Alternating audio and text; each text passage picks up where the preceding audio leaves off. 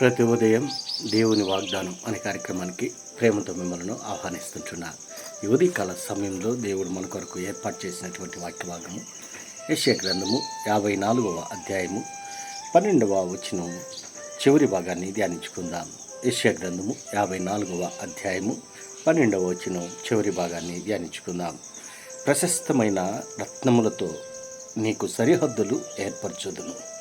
క్రీస్తునందు ప్రియమైన దేవుని బిడ్డలారా, ఈ ఉదయకాల సమయంలో పరిశుద్ధాత్మ దేవుడు మనకిస్తున్నటువంటి వాగ్దానము, ప్రశస్తమైనటువంటి రత్నములతో నీకు సరిహద్దులు ఏర్పరచుదును. ఈ యొక్క వాగ్దానాన్ని మన జీవితాలకును మన కుటుంబాలకును దేవుడు ఆశీర్వాదకరముగా మార్చునుగాక. ఈ యొక్క మాటల్లోని ఆత్మీయ అర్థాలను, ఆత్మీయ సత్యాలను మనం గ్రహించినట్లయితే, ప్రవక్త అయినటువంటి యెషయా మరి ఇశ్రాయేలు యొక్క ప్రజలను ఉద్దేశించి ఈ యొక్క మాటలను మాట్లాడుతూ ఉంటున్నాడు. దేవుడు యెషయా ప్రవక్తను ఒక పనిముట్టుగా ఇక్కడ తన ప్రజల నిమిత్తము వాడుకుంటూ ఉంటున్నాడు. మరి ప్రశస్తమైనటువంటి రత్నములతో నీ సరిహద్దులను ఏర్పరచదునని దేవుడు తన ప్రజలకు ఒక వాగ్దానాన్ని ఇస్తూ ఉంటున్నాడు. మరి ఇక్కడ మనం ఇంకా పైభాగంలో మనం గమనించినట్లయితే, మాణిక్య మణులతో నీ కోట కొమ్ములను, సూర్యకాంతములతో నీ గుమ్మములను కట్టుదును. మరి చెదిరిపోయినటువంటి ఇశ్రాయేలీలు, బబులోను చెరలో ఉన్నటువంటి ఇశ్రాయేలీలు తిరిగి బయటికి రప్పించి దేవుడు చేస్తున్నటువంటి మరి గొప్ప కార్యాలను దేవుడు ఏమైతే తలపెట్టి ఉంటున్నాడో తన ప్రజల కొరకు, తన ప్రజల నిమిత్తము ప్రవక్త ద్వారా ఇక్కడ పలికిస్తూ ఉంటున్నాడు. మరి సూర్యకాంతములతో నీ గుమ్మములను కట్టుదును, మాణిక్యములతో నీ కోట కొమ్ములను, ప్రశస్తమైన రత్నముతో నీ సరిహద్దులను ఏర్పరచదు. సరిహద్దులను విశాలపరిచేటువంటి దేవుడు, నీ సరిహద్దుల్లో నెమ్మది కలిగి చేసేటువంటి దేవుడు తోడుగా ఉన్నట్లయితే జరిగేటువంటి కార్యాలు అంత మాత్రమే కాదు, దేవుడు ఒక ప్రణాళికను కలిగి ఉంటున్నాడు ఇశ్రాయేలు యొక్క ప్రజల పట్ల. కానీ ఇశ్రాయేలు యొక్క ప్రజలు దాన్ని గ్రహించలేనటువంటి స్థితిలో వారు ఉంటున్నారు. ఎందుకనగా పితరులతో చేసినటువంటి వాగ్దానాన్ని బట్టి, పితరులతో చేసినటువంటి ప్రమాణాన్ని బట్టి తన ప్రజలను మరి ఎన్నడూ చేయి విడవలేదు. అనేక రీతిలుగా దేవుడు వారిని నడిపిస్తూ ఉంటున్నాడు, పోషిస్తూ ఉంటున్నాడు.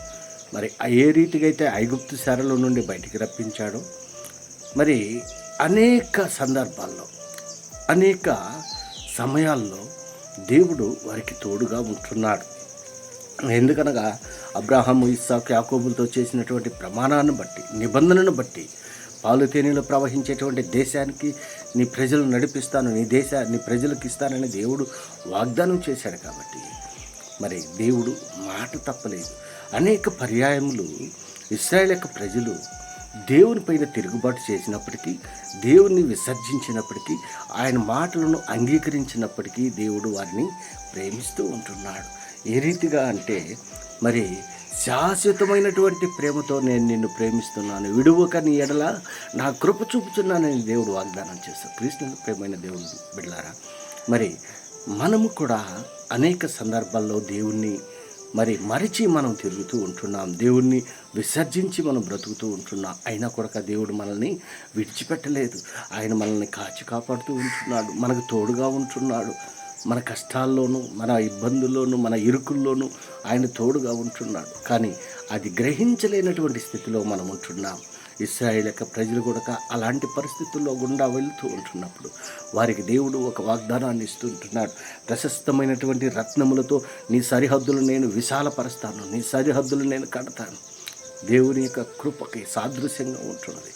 క్రీస్తునందు ప్రియమైన దేవుని యొక్క ప్రణాళిక ప్రకారం, దేవుని యొక్క చిత్తానుసారముగా మనం జీవించినప్పుడు దేవుడు మన పట్ల కూడా అలాంటి ప్రణాళికని, అలాంటి ఉద్దేశాలని కలిగి ఉంటున్నాడు.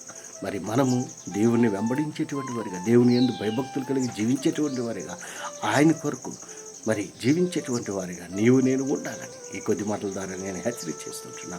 దేవుడి యొక్క మాటలను మరెక్కువగా మీకును, మీ కుటుంబాలకును ఆశీర్వాదకరంగా మార్చినగాక. ఆమేన్.